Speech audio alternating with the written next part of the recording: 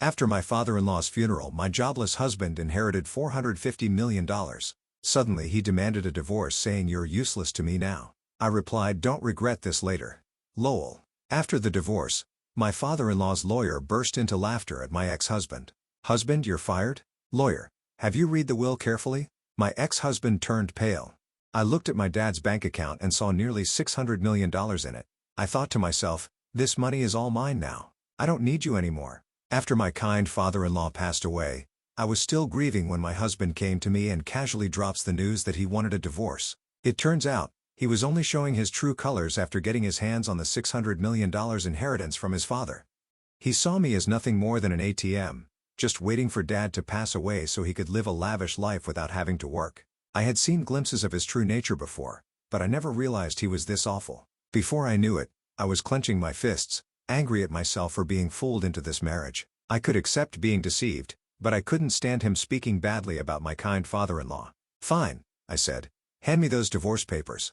I snatched the papers from my husband, signed them quickly, and threw them back at him. "All right, the rest is up to you," I told him. "Yeah, leave it to me," he replied smugly. He offered to send my belongings and I walked past him out of the living room and left the house. I knew my husband would regret divorcing me.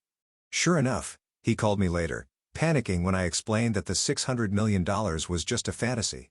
"My name is Mary. I'm 45 years old, and I work in sales. My husband John is also 45, and he used to work in sales, but now stays at home. There's a story behind him becoming a homemaker, but to explain that I should start with my first husband. This is my second marriage. My first husband died in a work accident 5 years ago, leaving me a widow. Between life insurance and severance pay, I received about $600,000. Since my first marriage happened later in my 33 years, we didn't have any children. I inherited the money along with my ex-in-laws, but they told me, "We're almost 82 years old and don't have much time left, so we don't need it."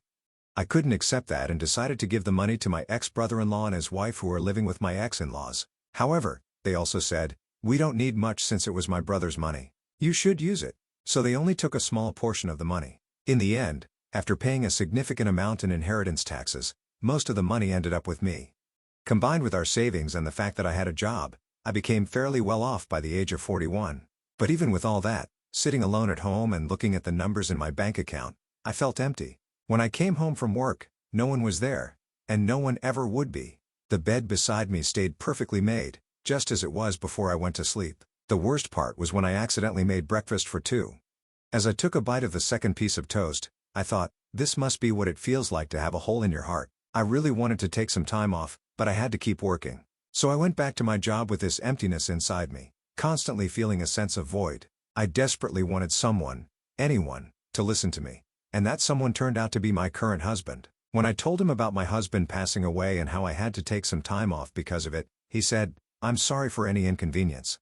I quickly replied, No, it was no inconvenience at all. Besides, your husband was a lucky man to have someone who cared for him so much. I'm sure he was very happy." He then shared a bit about himself saying, "As for me, I'm terrible at relationships. Even when I do date someone, I get dumped quickly. I know it's because of my careless personality, but it seems hard to change who you are. My husband and I were business acquaintances before we got to know each other better. I knew he was a cheerful person, so when I visited his company, I ended up telling him everything. Normally, anyone would find such a dark and heavy story off-putting, but he listened quietly and then cheered me up with some lighthearted jokes. His words and smiles seemed to fill a bit of the hole in my heart. He continued to listen to my stories, and we started meeting outside of work. One day, while we were talking, I accidentally dropped a receipt, and he jokingly said, "Wow, my wallet is twice as thick with coins." "You dropped a receipt," and we both laughed. "I need to organize it, but it's such a hassle." When he tried to pay at a store, receipts started falling out as he pulled out some cash. I picked up the receipts and handed them back to him, and he stuffed them back into his wallet, complaining about the coins. It seemed like the receipts were also making his wallet bulky. "You're like a kid, John," I teased. "What? I'm 45, you know," he replied. Just as he said, he was a bit careless, but watching him, I felt the hole in my heart slowly start to close. We kept meeting privately, and a year later, he told me he had feelings for me. It had only been a year since my previous husband passed away, so I was torn, but I felt like my late husband was telling me, "Don't stay stuck. Move forward." So I decided to start dating John. People around us had their opinions, but making that important decision helped me begin to heal. However, just a month later, John gave me an even bigger concern and asked me to make an incredibly important decision. Shouldn't we get married? Given our age, it's better to decide sooner rather than later. This time, I couldn't hear my late husband's voice guiding me. It felt like he was telling me to trust my own intuition and keep moving forward, so I decided to marry John. Okay. Let's get married, I said, surprising even myself with how quickly I made that decision. It was likely John's personality rubbing off on me. I started to think that a bit of carelessness wasn't so bad if it made me more positive. At the same time, I learned from John that too much carelessness could be problematic. Wait. Live with your dad? I asked. Yeah, just recently, he got sick and needs help with daily living. He kept working past 73, thinking he was still young, and now this happened. What about your mom? Is she helping him? Didn't I mention it? My mom's not around. My parents divorced when I was young, and I haven't seen her since. This is the first I'm hearing of it. Sorry. Don't be mad, but it's a heavy topic to bring up when we weren't sure about getting married yet, right? I figured I'd tell you later. Even if you put off talking about living together, you could have told me about your parents. I would have known that living together might be an option. Well, let's not sweat the small stuff. Just meet my dad and then decide if you're okay with living together. And if I say I can't live with him, we'll figure it out then, John said with a smile, but I couldn't smile back. I'm not planning to say I don't want to marry you just because I don't want to live together. I just wish he had told me the important things earlier. I thought being careless wasn't so bad, but now I see it's not a good thing after all. In the end, I agreed to meet his father as John suggested. Then I began to understand what he meant by small stuff. Your house is pretty big, I said. Just a bit. It's just me and Dad, so we have some extra rooms. If you move in, you can use any of the spare rooms, John replied. I was about to meet his dad for the first time, so I was a little nervous. Ignoring my feelings, John opened the gate and walked towards the front door. His house was 3 stories high, slightly bigger than the neighboring houses. Living there with just the two of them seemed quite luxurious. That's what I thought, but John seemed dissatisfied. Dad's so stingy. He should have built a bigger house, he muttered to himself, but I was too nervous about meeting his dad to confirm what he said. Dad, I brought her. This is Mary, John said. Nice to meet you, I said. Sorry to greet you from bed. It's been hard to move lately, his dad replied. Please don't strain yourself, I said. John's father propped himself up with John's help.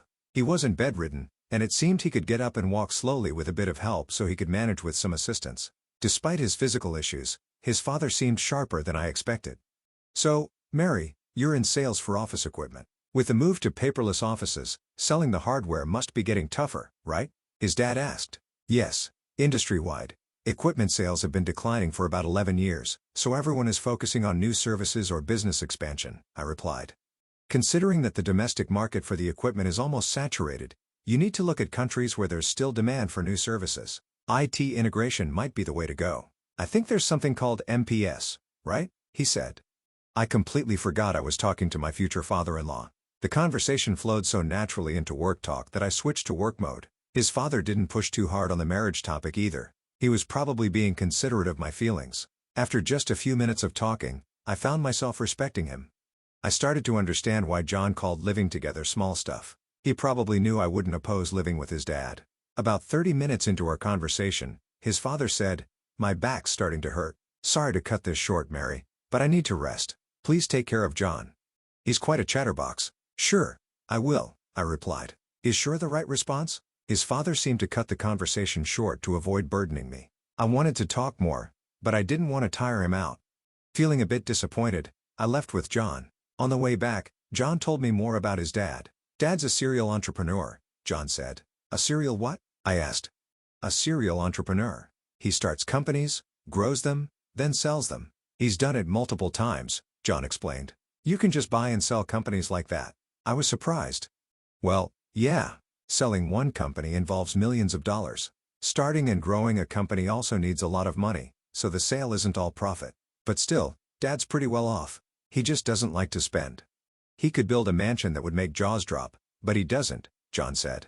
Don't you know much about his work? I asked. He doesn't talk much about work or money. He never hired me for his companies or taught me how to make money. Living at home is the only way he spoils me. If he's got so much money, he could spoil me a little more, don't you think? John replied. Your dad probably has his reasons, I said. It seemed his father was quite an impressive person.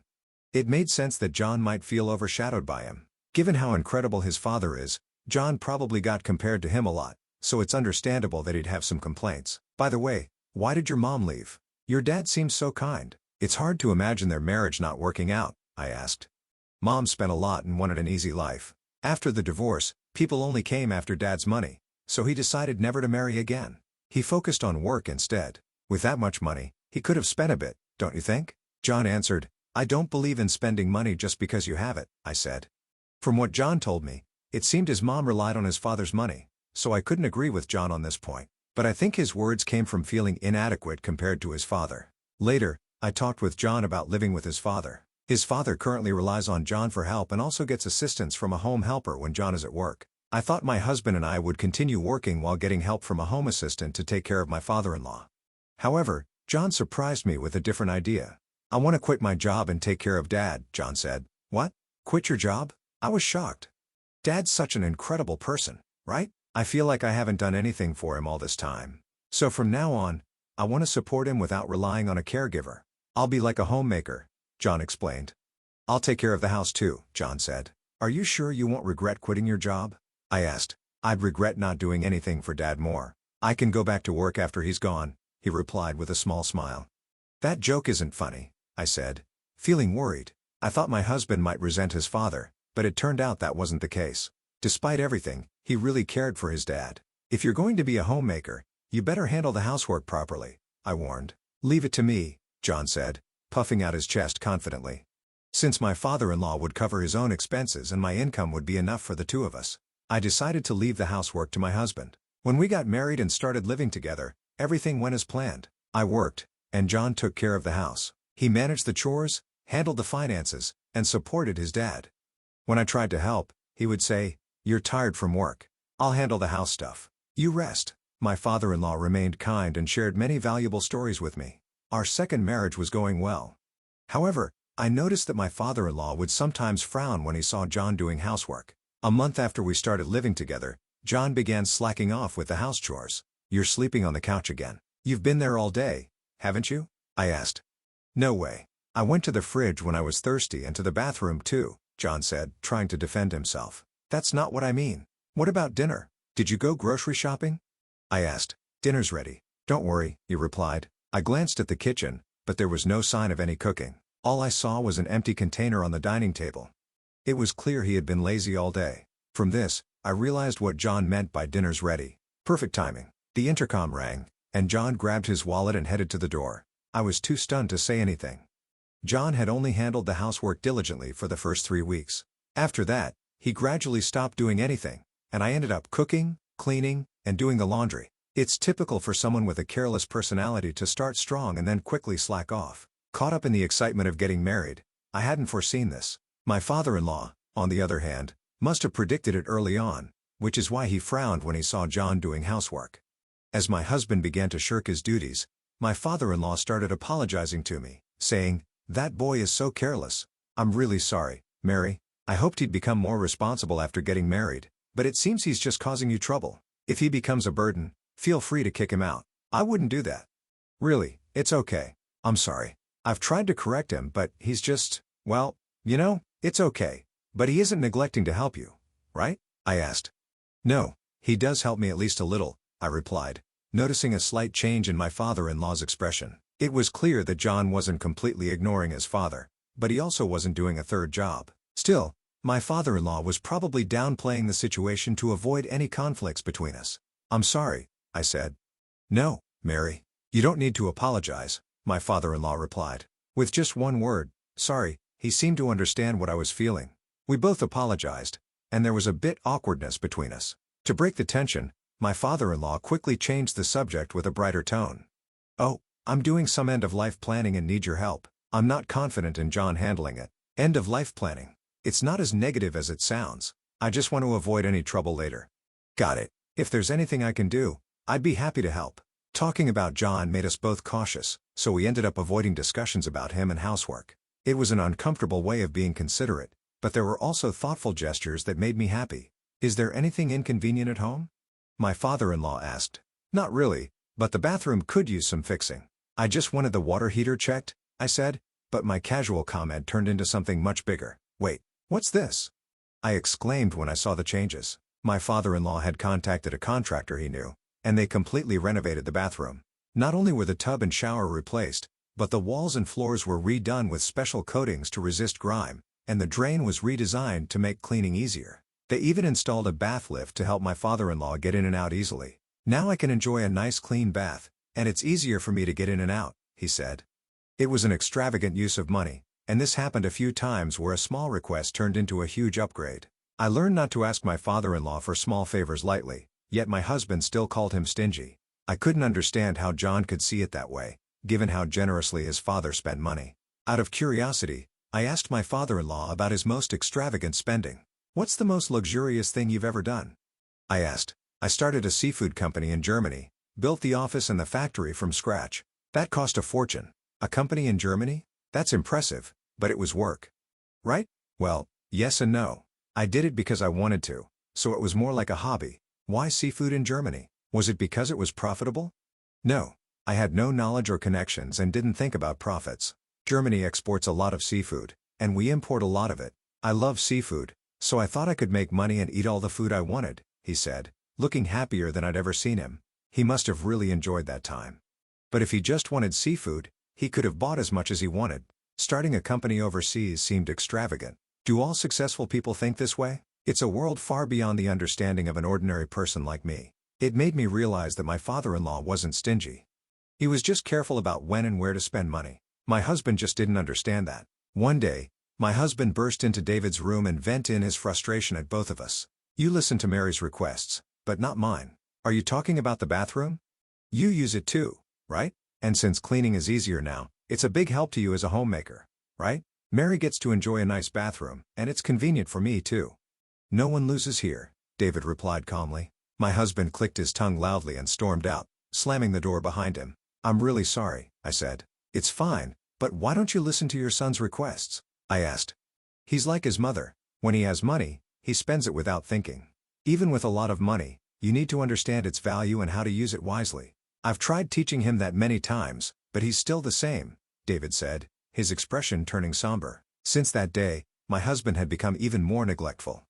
Not only did he stop doing anything around the house, but he started causing unnecessary trouble. "Whose motorcycle is that outside? Did you buy it? No one else's motorcycle would be here." I yelled at my husband as soon as I got home from work, but he just polished an expensive-looking golf club in the living room without even looking at me.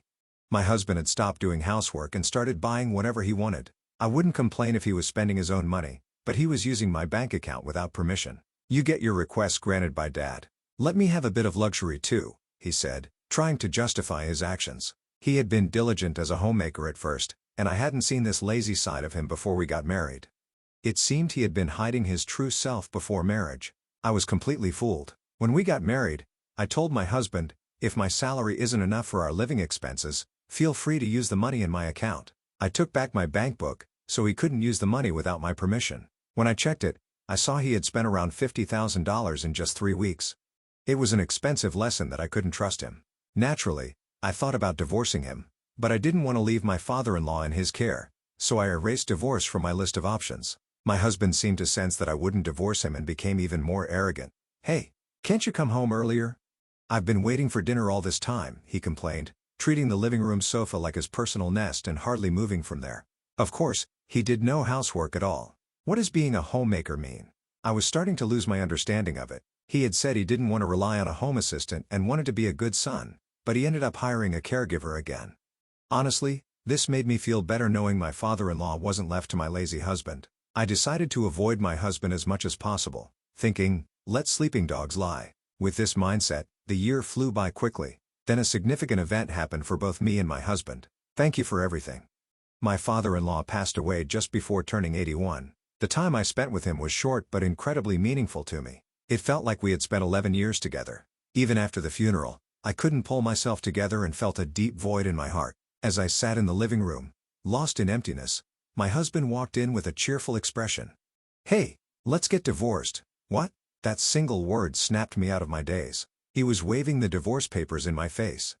It wasn't a misunderstanding or a joke. "I found Dad's bank account. Guess how much is in it? Nearly $600 million, so this money is all mine. You're no longer needed, ATM."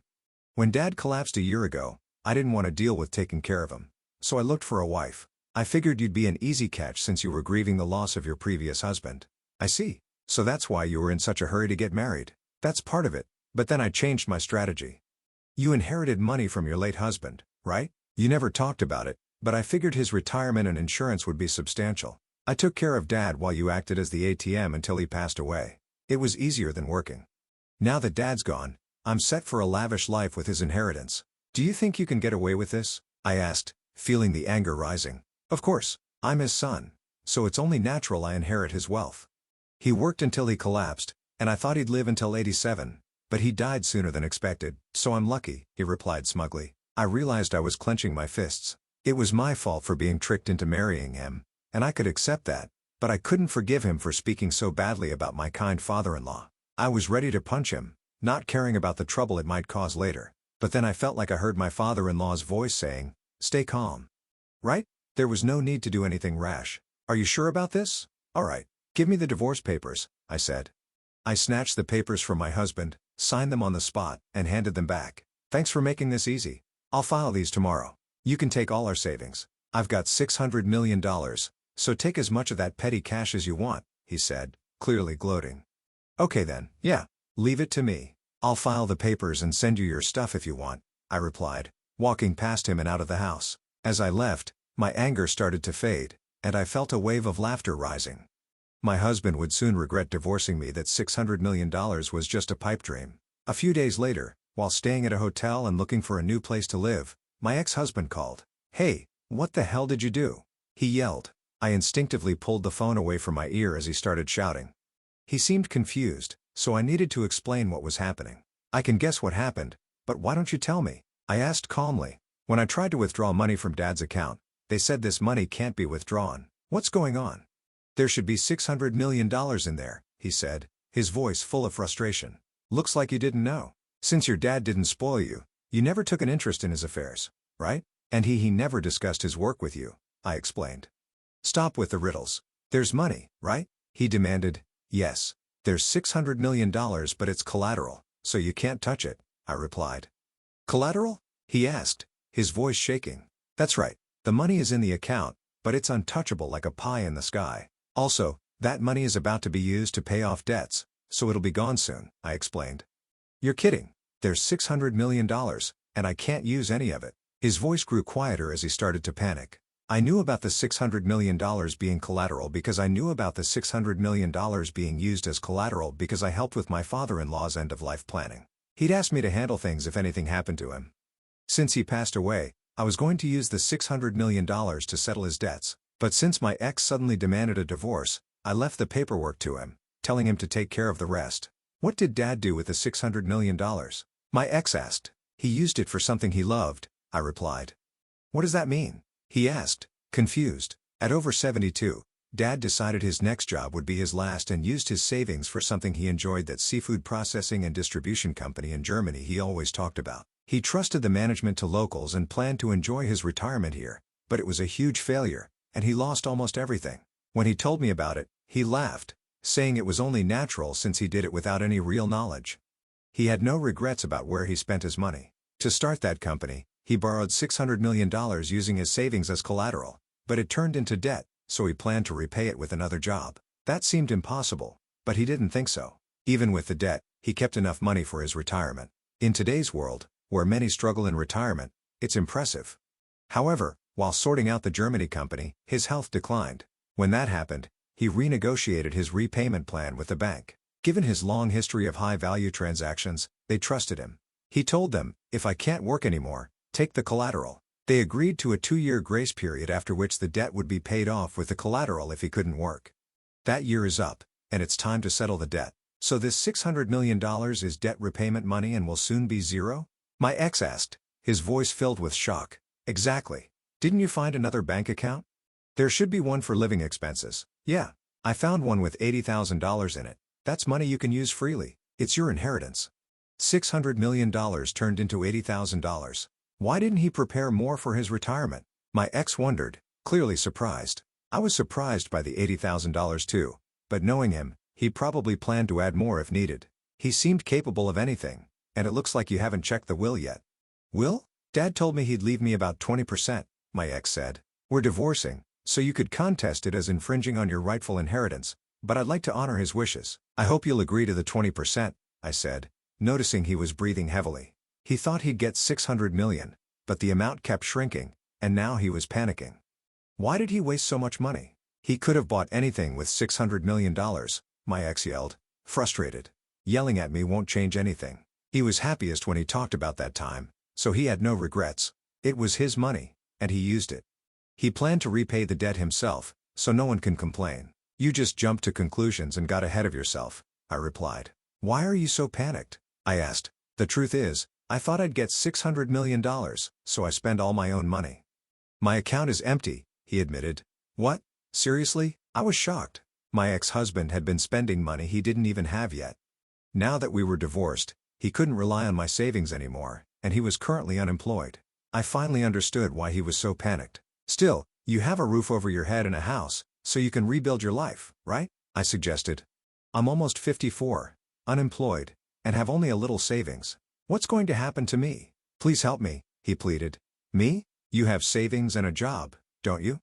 Why should I help an ex-husband? You're suffering the consequences of your own actions, I said firmly. Please, let's pretend the divorce never happened, he begged, but I ignored his pleas and hung up the phone. Having a careless personality is definitely not a good thing. With that thought, I went back to looking at property listings. Surprisingly, my ex-husband did follow through with the will and gave me $40,000 for my father-in-law's inheritance. That made up for the money he had taken from me. He probably thought it was too much trouble to fuss over $40,000 after dealing with the $600 million situation. He also apparently started working in sales again, but he didn't seem to be taking it seriously. The shock of not getting the $600 million affected his motivation, leading to frequent mistakes. After a month of struggling under the scolding of younger supervisors, he saw his paycheck and lost motivation, comparing it to the $600 million he missed out on. He quit after just a month and is now a part-time worker, barely making enough to get by. But with that, his savings of $600,000 won't increase. In fact, it'll probably decrease. I wonder if he's thinking about his retirement. Well, whatever trouble he gets into now is not my concern. There's no ATM for him anymore. He'll have to work hard. I rented a small condo and started living on my own. I put the $40,000 from my father-in-law into my bank account. I consider it a kind of talisman, so I don't plan on spending it. Seeing it in the account feels like I'm carrying a bit of my father-in-law's work spirit with me, which motivates me. Today, I'll draw strength from him and do my best at work.